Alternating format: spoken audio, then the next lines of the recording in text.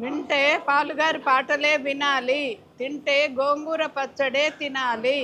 అందరికీ నమస్కారము. ఈరోజు గోంగూర పచ్చడి పెడతాము. ఇది ముందు గోంగూర అంతా ఇట్లా కాడలు రాకుండా ఆకు తెంపేయాలి.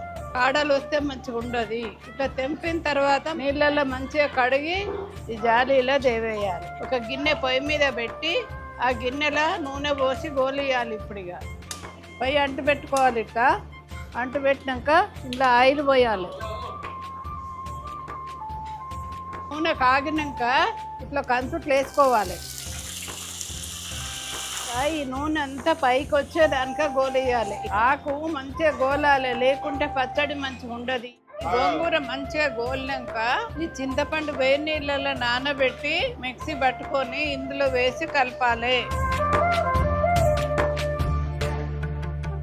ఉప్పు కారము తగినంత వేయాలి. ఇప్పుడు ఇవి కరెక్ట్ మంచిగా ఉప్పు కారము అన్ని గోంగూర చింతపండు అన్ని మంచిగా కలిపినాక ఇప్పుడు పోపు పెట్టుకోవాలి. మళ్ళీ ఎండుమిరపకాయలు వేయాలి, జీలకర్ర వేయాలి, ఆవాలు,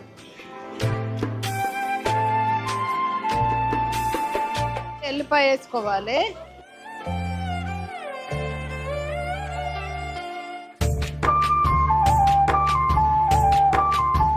వేడి వేడి గోంగూర పచ్చడి రెడీ అయింది. మా షాప్కి వచ్చి కొనుక్కోండి, లేకపోతే పైన లింక్ ఉంటుంది, లింక్ నొక్కి ఆర్డర్ ఇవ్వండి.